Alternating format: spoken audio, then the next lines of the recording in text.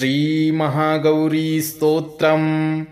श्वेते वृषे समारूढा श्वेताम्बरधरा शुचिः, महागौरी शुभं दद्यान् महादेवप्रमोददा। या देवी सर्वभूतेषु मा महागौरीरूपेण संस्थिता। नमस्तस्यै नमस्तस्यै नमस्तस्यै नमो नमः।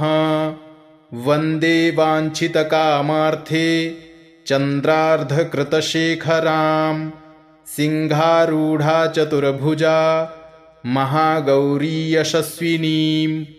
पूर्णेन्दुनिभां गौरी सोमचक्रस्थिताम्, अष्टमं महागौरी त्रिनेत्रां। वराभीतिकरां त्रिशूलडमरुधरां महागौरीं भजेम। पटाम्बरपरिधानां मृदुहास्या नानालङ्कारभूषितां, मञ्जीरहारकेयूरकिङ्किणी रत्नकुण्डलमण्डितां। प्रफुल्लवदनां पल्लवाधरां कान्त कपोलां त्रैलोक्यमोहनं। कमनीयां लावण्यां मृडालां चन्दनगन्धलिप्तां। सर्वसङ्कटहन्त्री त्वं हि धन ऐश्वर्यप्रदायिनीं। ज्ञानदा चतुर्वेदमयी महागौरी प्रणमाम्यहम्। सुखशान्तिदात्री धनधान्यप्रदायिनीं। डमरुवाद्यप्रिया आद्या महागौरी प्रणमाम्यहम्।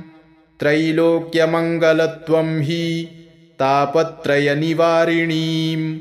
वददं चैतन्यमयी महागौरी प्रणमाम्यहम्। ओंकारः पातु शीर्षो मा, ह्रीं बीजं मा हृदयो, क्लीं बीजं सदा पातु नभो गृहो च पादयो। ललाटं कर्णो हुं बीजं पातु महागौरी मा नेत्रं घ्राणो। कपोतचिबुको फट् पातु स्वाहा मा सर्ववदनो। इति श्रीदेवी महागौरी स्तोत्रम् एवं कवचं सम्पूर्णम्।